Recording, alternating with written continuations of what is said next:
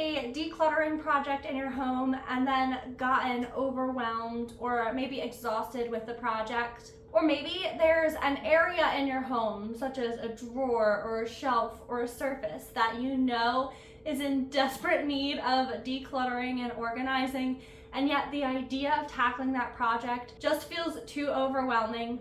Today I'm going to be sharing some tips with you on how to declutter when you feel stuck. Hello everyone, I'm Katie Mixon. Welcome to Minimal Mindful Mama. On my channel, we talk about how to minimize and declutter your lives and create less stress overall so that you can live the life that you want to live instead of feeling like all of your time has to be spent cleaning and organizing. I'm a mom of four and I learned about minimalism about 3 or 4 years ago, and some of the concepts really resonated with me and helped me so much to simplify my life and to make things easier so that I could feel successful in my motherhood. Before we begin today's video, make sure that you like and subscribe down below. Let's go ahead and get started. So what do you do when you feel stuck or overwhelmed by decluttering?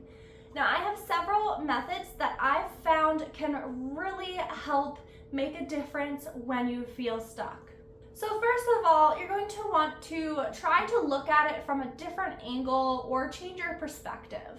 Sometimes it can help just to shift your focus from what you're letting go of to why you want to be decluttering this area. Yes, you may need to let go of some things that you've outgrown, but what are you making room for?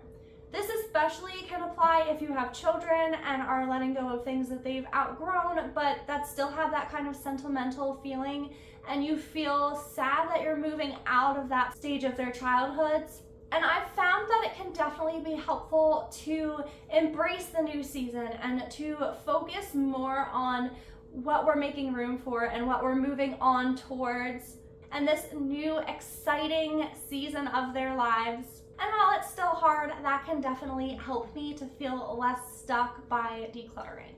It's also helpful if you have just an area that feels overwhelming to try to visualize what you're making room for and what you want this space to look and to feel like.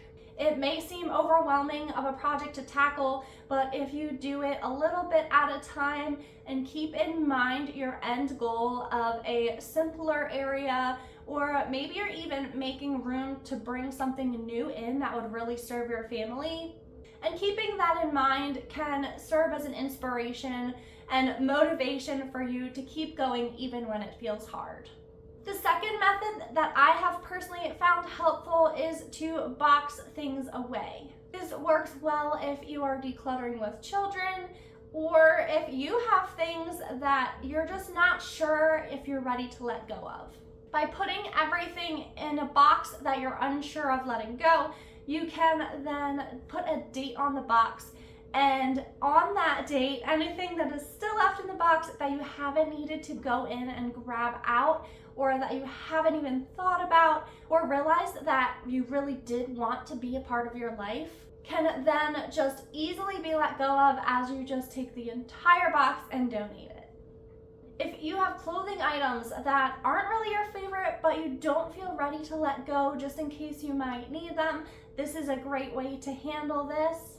Or if you have kids who are reluctant to let some of their outgrown baby toys go, it can be a really good compromise to work with them on by putting everything in a box and saying, okay, we'll just store it in this box, and if you need something out of the box, we can absolutely go and retrieve it, but for now we're going to put the box away.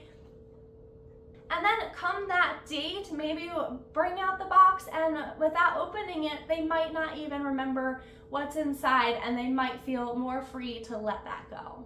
And then come that date, you bring out the box, and they may not even remember what's inside and feel more free to let that go. Let me know in the comments down below, what do you do when you feel stuck with decluttering or organizing? Have you found any tips or tricks that are helpful to you? Be sure to comment those down below and share with all of us. I'm always looking for new inspiration to help me as I declutter and organize my home. The third method that I have found really helpful when I'm feeling overwhelmed by an area is to kind of reverse declutter. So for example, when I am tackling my closet and there's items that I don't know if I am ready to let go of, or if I might want to wear them again, oftentimes what I'll do is I'll remove all of the clothing from my closet, and then I'll just start by putting back in the things that I know that I love and that I would immediately reach for, that I don't want to let go of. I found this method really helpful with my closet because then it enables me to see what I actually have and love. It's an easy decision to grab those pieces. Then I'm able to determine, okay, maybe I don't have enough tops or I don't have enough pants. So I'll put back a few of those items that maybe weren't my favorites. Or maybe I'll even realize that I need to be on the lookout for some of those category items that will fit me better or that I'll love more. It really helps to shift your perspective of the whole project because instead of deciding what to get rid of, you're deciding what to keep. It definitely can help the process to feel a lot more achievable and also more fun. I've done this as well when I'm decluttering a playroom or children's toys. Sometimes the amount of toys can just feel overwhelming, and there's a lot of little pieces that just seem to accumulate that don't really go with anything, and it can be a hard decision of what stays and what goes. So I found that this reverse decluttering method is really helpful because we can go over, okay, what toys do you want to have and keep and love in your home?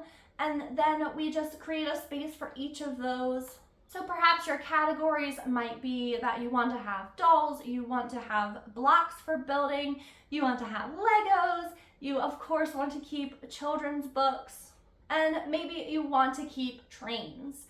This way, as you go through all the toys, you can sort them into those categories and those designated spaces, and then whatever else is left at the end, you can put away or you can declutter.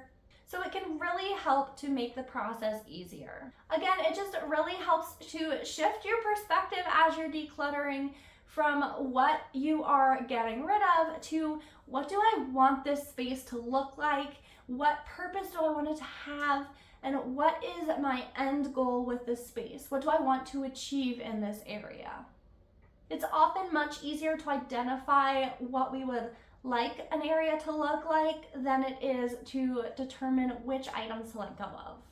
The final thing that I have found to be really helpful when I'm stuck decluttering is oftentimes termed body doubling.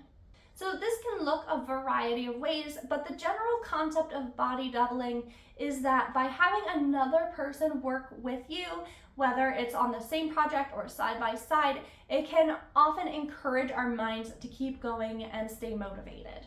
So this could look a variety of ways. I know some women, when they do their kitchen cleanup at the end of the day, find it helpful if their partner or children are also helping to work alongside them to tidy up the home. If this is a larger decluttering project, it might be helpful to you to invite a friend over to help you in the process. I found that even just having a friend there talking to me while I work seems to help me stay on a roll.